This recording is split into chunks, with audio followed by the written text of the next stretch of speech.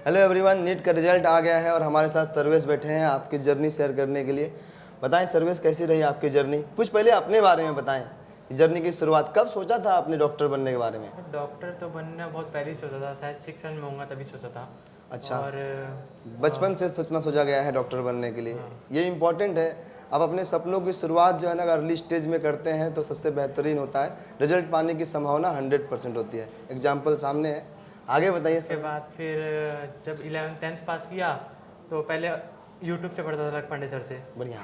उसके बाद फिर जब 12th में गया तो फिर मैं उस टाइम सिंसियरली नहीं पढ़ता था, रिवीजन वगैरह नहीं करता था, तो कुछ आता नहीं था। मतलब उस समय मस्ती मूड में था, ऑनलाइन तो मतलब सपना मतलब कि बस ऐसे ही देखा गया था। हाँ पूरे सीरियसनेस नहीं आई थी। हाँ, यूट्यूब से पढ़ता था उतना सिंसियर। बढ़िया। उसके बाद फिर 12th में लक्ष्य नीट बैच आया था, वो करता था। उसको खरीद के एक अलग ही वे मिल गया, मतलब टीचर्स लोग जो थे ऑनलाइन में वो बताते थे कैसे पढ़ना है, तो उससे रिवीजन वगैरह सब अच्छे से बहुत होता था। उस टाइम मैंने 12th भी बहुत अच्छे से कर लिया, 11th भी कर लिया साथ में। बहुत बढ़िया। फिर जब एग्जाम लास्ट में फरवरी के आसपास का टाइम होगा, मेरा सिलेबस खत्म हो गया था 11 12 दोनों। ये मतलब कि पिछले साल आपके का बात रेगुलर की बात है आपका, ठीक है। तो ये आपका मतलब फर्स्ट अटेम्प्ट था? हाँ नहीं, ये ड्रॉप है। ये ड्रॉप है, पहला मतलब ड्रॉप है। पहला ड्रॉप है हाँ। आपका। तो फर्स्ट ड्रॉप में ही आपका मतलब निकल गया। बहुत सुंदर। तो फिर फरवरी में सिलेबस खत्म हुआ, फिर उसका गाइडेंस नहीं मिला कहीं से, तो पता नहीं चला कैसे पढ़ना है। बिल्कुल। रिवीजन वगैरह फिर छूट गया। फिर एग्जाम हुआ तो उससे 17 दिन पहले पढ़ना शुरू किया था, तो पिछली बार 541 आए थे। उसके तो बाद आप डिमोटिवेट हुए थे डिमोटिवेट नहीं हुआ था। 541 देखकर कि बेहतरीन तैयारी, मतलब क्या कमी नजर आया था पिछली तैयारी में? कमी यही नजर आया कि लास्ट में मेरे को पता नहीं चला क्या करना है। मेरे को लगा सब आता है, बस टेस्ट देना है, और वो मैं सोचता था बाद में दूंगा रिवीजन। देखिए बच्चों, ये बड़ा इंपॉर्टेंट चीज़ है ना कि जब आप तैयारी करते हैं ना, तो जैसे आपके मार्क्स आ जाते हैं तो पहले ये एनालाइज करना पड़ता है कि यार मुझ में क्या कमी है आपका। शुरुआत में सपने सब देखते हैं, बट पूरा करने के लिए ये बहुत ज़रूरी है ना कि आप अपनी कमियों के ऊपर ध्यान दें सबसे पहले। तो ये रियलाइज होने के बाद मतलब किस तरह से फिर आगे सोचा आपने? फिर ऑनलाइन में आया, फिर वैसे ही नीट खत्म हुआ, मेरे को पता चल गया नहीं होगा। मैंने 6 क्वेश्चन ओएमआर में भी गलती कर दिया था, ओएमआर में मिस्टेक करता था क्योंकि ऑफलाइन टेस्ट नहीं दिया था। OMR mistake. हाँ। उसके बिल्कुल। बाद फिर मैं जैसे ही खत्म हुआ, मैंने यकीन 2.0 आया वो खरीद लिया पिछले साल। अच्छा। उसमें पहली क्लास में एमआर सर ने बोला था कि जो गलती है वो गलती बताने में शर्माओ मत, अपने तक रखो, किसी को बताओ मत, पर उस गलती को कब रिपीट नहीं करना है। रिपीट नहीं तो करना। वो गलती बिल्कुल। मैंने रिपीट नहीं की, और फिर थोड़ा सा तबीयत खराब हो गया स्टार्टिंग में। उसके बाद फिर भी तो मतलब जूनियर को सबसे पहले यही बोलना चाहेंगे आप कि मतलब अपनी गलतियों को जो है रिपीट मत करो, गलती रिपीट और बाकी चीजें। और बताएं पीडब्ल्यू का कैसा योगदान रहा आपको? पीडब्ल्यू का तो बहुत यार, पूरा तो पीडब्ल्यू के दम पर है। देखिए, PW हमेशा से ज़्यादातर जैसे हमेशा से हमने कहा है आपका कि हमारा बेसिक मकसद यही है कि हम जो है मतलब जो नीचे हैं, जो थोड़ा सा हार गए हैं, जो थोड़ा सा मतलब कमज़ोर फील कर रहे हैं, उनके कॉन्फिडेंस को बूस्ट करें और जहाँ तक हो सके सपोर्ट करके ना उनको आगे बढ़ाएं आपका। और हमारा स्लोगन भी है, पढ़ लो चाहे कहीं से, मंजिल मिलेगी यहीं से। मंजिल मिल गई है आज आपको, तो इसके लिए बधाई है आपको। Thank you sir. तैयारी के बारे में कुछ बताएं कि जैसे यहाँ जो ड्रॉप के बाद जो एक मेंटलिटी होता है कि कोई बच्चा मान लीजिए ड्रॉप ले लिया, तो ड्रॉप के बाद उसकी क्या मेंटलिटी होनी चाहिए? प्रिपरेशन के पूरे 1 साल के ड्यूरेशन में जब आपका नहीं निकला है, लोग आपको सुनाते हैं, लोग आपको बोलते हैं, एक हडल सा फीलिंग आता है अंदर से कि शायद कुछ कमी है मुझ में, तो ऐसा कुछ लो फीलिंग आया क्या? तो कैसे ओवरकम किया आपने उस चीज़ से? आता था, पर कभी मैंने दूसरे को नहीं बोला। मतलब अगर कोई ऐसा बोलता है आपको कि आप कैपेबल नहीं है, तो आप सुन के रहिए, जब टाइम आएगा आप जवाब देंगे उनको। मतलब आपको यही मेंटलिटी रखना चाहिए कि आप वेट करिए, आपका टाइम आएगा, आप उनको बताएंगे।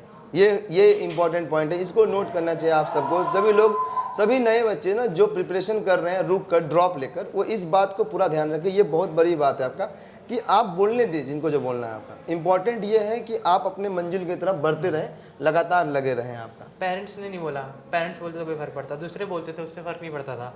बिल्कुल। और उसके बाद मैंने यही सोचा जब रिजल्ट आएगा अगले साल तो सब आएंगे खुद ही। तो उसके बाद फिर मैंने पढ़ाई शुरू किया, और उसके बाद फिर पीडब्ल्यू में आया। फिर पहला AITS शुरू हुआ, तो AITS दिया, उसमें अच्छे नंबर आए, तो फिर मेरे को बुलाया गया टेस्ट देने के लिए ऊपर। मतलब पहले रोज टेस्ट होता था, 50 डे टेस्ट भी शुरू हुआ था। 50 डेज टेस्ट सीरीज, तो आपको 50 डेज टेस्ट सीरीज से फायदा मिला? बहुत मतलब फायदा हुआ। मतलब स्टार्टिंग में मैंने शुरू किया था, मेरे 420 के आसपास थे, लास्ट में मेरे 620 प्लस रहने लगे थे। 620 प्लस। तो ये आपको मतलब एक तरह से अंदाजा लग गया था कि हाँ कुछ अच्छा होने वाला है आपका टेस्ट सीरीज के बाद से आपका।